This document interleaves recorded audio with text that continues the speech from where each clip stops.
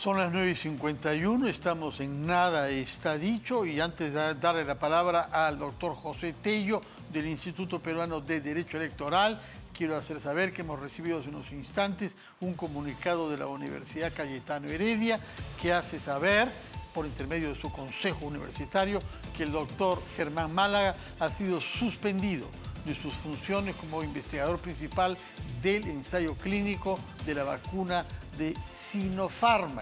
Este comunicado afirma al mismo tiempo que el ensayo clínico continúa tal y como estaba programado. Muy bien, más informaciones sobre esto naturalmente daremos en el curso de nuestro programa siguiente, puesto que es prioritario que todas las circunstancias en las que se haya podido caer en el curso o al lado del ensayo clínico no perjudiquen el programa de vacunación y de compra de vacunas en nuestro país. Ese es el objetivo principal. Como sabemos, todo esto se produce en un clima electoral difícil, en donde, como es natural, en toda campaña hayan más hostilidades que consensos. Pero la pandemia agrava sin duda este clima. Por eso es importante tener una idea clara del margen en el que actúa la justicia electoral. Hemos invitado por eso al doctor José Tello, que acaba de publicar junto a dos colegas un libro que hace la síntesis sobre ese problema bajo el título de Justicia Electoral en el Perú, Jurisprudencia y Casuística. Muy buenas noches, doctor Tello. Buenas noches, don Fernando, es un gusto.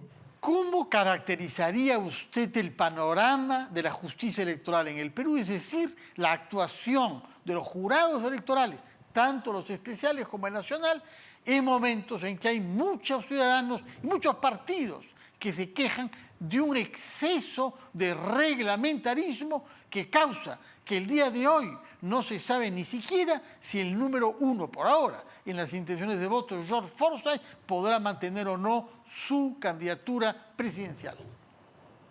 A ver, acá hay que distinguir algunas cosas. En primer lugar, la justicia electoral responde a una serie de normas que están dispersas. Tenemos una dispersión normativa. Punto uno. Punto dos. El Congreso de la República ha sacado normas que muchas veces tienen algunos matices más políticos que técnicos. ¿Por qué? Porque justamente no se escucha a los organismos electorales y específicamente al Jurado Nacional de Elecciones, quien tiene iniciativa legislativa, en, por ejemplo, tomar en cuenta algunos aspectos técnicos en las normas que se van dando. Tal es así que, por ejemplo, en el caso del sistema electoral, nosotros podemos advertir que no tenemos precedentes vinculantes como sí hay en el caso de la justicia constitucional. Y eso genera justamente que con una dispersión normativa nosotros tengamos un escenario en el cual las normas de juego a veces pueden ser un poco complejas. Y básicamente, en este caso, lo que se busca es generar una predictibilidad o un conocimiento de lo que pueden ser las normas de juego a las cuales uno se tiene que atener durante un proceso electoral en las diferentes etapas que este tiene. Entonces, lo que estamos haciendo ahora es básicamente sistematizar la normatividad electoral, sistematizar también estos precedentes o estos criterios que el Jurado Nacional de Elecciones ha venido aplicando en diferentes casos a través de resoluciones que viene dando desde hace 10 años y tener justamente parámetros que nos permitan a nosotros saber de, en cierta manera, cómo pueden resolver los plenos. Y díganos, por favor, doctor Tello, ¿por qué es que llegamos una vez más a elecciones con este fárrago de leyes? Porque en buena cuenta lo que usted nos ha dicho es eso, que hay una multiplicidad de leyes y luego modificaciones. Parece que alguien estuviera generando confusión para obtener algún beneficio. ¿Por qué no se ha podido hacer una reforma que dé claridad y simplicidad al marco normativo de nuestras elecciones?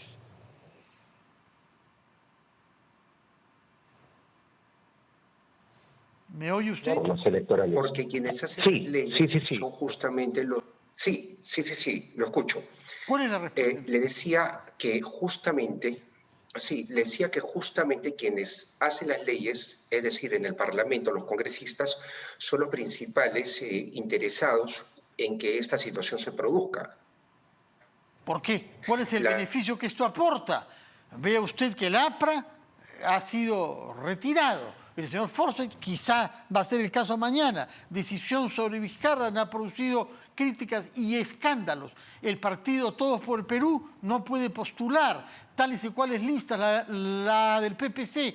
Es decir, entramos a una carrera electoral, salvo que los partidos lo hagan a propósito, no se entiende. Es muy poco frecuente que los partidos terminen diezmados de la campaña, no por el debate, sino por decisiones de los jurados. Claro, es que lo que ocurre es justamente ese gran problema que se da con un marco normativo que suele ser draconiano y que en algunos casos favorece y en otros casos desfavorece a los partidos políticos. Pero justamente la falta de voluntad política existente en el Parlamento para tomar cartas sobre lo que vendría a ser un proceso de reforma política integral y sobre todo técnica es lo que genera o se presenta como la principal traba. Hay que recordar algo, el Congreso da las leyes, el órgano electoral, en este caso el Jurado Nacional de Elecciones, las aplica como un tribunal electoral. Entonces, en cierta manera, toda esta problemática responde a una falta de voluntad política de hacer las cosas bien y de manera técnica desde el Parlamento. Prima los criterios políticos antes que los criterios técnicos. Por ejemplo, el caso particular de las exclusiones, en general, ¿tiene que haber exclusión por ejemplo, una omisión en declaración jurada de objetividad? ¿O tendría que, en todo caso, haber una gradualidad en torno a eso? O sea, digamos, una multa antes que una exclusión, y una multa alta. Es algo que queda en el tintero. Hay muchos casos que en realidad podrían tener quizás otro final, porque siempre queda la sensación, por lo menos en el elector, de que los procesos eleccionarios se solucionan en la mesa muchas veces antes que en las urnas. Terminan en el jurado en camino y no llegan al día de la elección. Entonces, eso es algo complicado, porque todos los casos que han mencionado son casos difíciles y hay que tener en cuenta de que es parte de la jurisprudencia lo que va a ser este proceso eleccionario 2021. De acuerdo. Ahora bien, finalmente, ¿usted cree que cuando los procesos llegan a la instancia más alta e inapelable, el Jurado Nacional se decide ahí de acuerdo a la ley? ¿O piensa usted que hay ahí rivalidades, tensiones y sesgos, como algunos quieren creer? Justamente eso es muy importante, don Fernando, a resaltar. Deben, más allá de la norma, están los criterios que se utilizan para interpretar la norma. Y eso es lo que está justamente contenido en los precedentes, que son de observancia en la justicia electoral, pero que no tienen una observancia obligatoria por ley, sino básicamente es la aplicación constante, permanente, por costumbre, de todos estos criterios que se han venido aplicando a lo largo del tiempo. Es importante tener en cuenta algo. La predictibilidad o el saber a qué regla de juego uno se va a tener es importantísimo para la seguridad jurídica de todas las personas que, bueno, son parte de los procesos jurisdiccionales electorales. Y en realidad, en cualquier forma de justicia es muy importante el tener en cuenta eso. Entonces, ¿qué ocurre, por ejemplo, en lo que se refiere a la discrecionalidad? Creo, por ejemplo, y en el libro está traducido, de que hay criterios que se vienen aplicando de manera permanente y que de cambiar tendría que haber un sustento muy consistente para hacer ese cambio. Pero sí, efectivamente, en 10 años de historia electoral han habido cambios de criterios, han habido ajustes en criterios y lo que tenemos hoy en día son estos parámetros que justamente buscamos compartir a través de esta publicación, la cual, o sea, lo que pretende es acercar la justicia electoral hacia los operadores jurídicos, pero también hacia los partidos políticos y la ciudadanía en general. Muchas gracias, doctor José Tello. Felicitaciones por la publicación de su libro, Justicia Electoral en el Perú, Jurisprudencia y Casuística. Antes de despedirnos, quiero dar cuenta de los últimos datos que nos han llegado del Ministerio de Salud sobre las cifras de la pandemia registrados el día de hoy. 252 fallecidos en un día. Estamos ante la cifra más alta que se ha registrado durante esta segunda ola. Tenemos también 3.941 casos confirmados en las últimas 24 horas.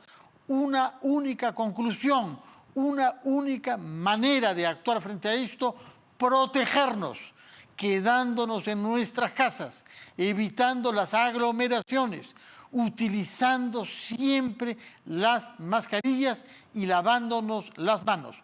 Cuídense, por favor. Nos vemos mañana a las 9 de la noche. Gracias por su atención.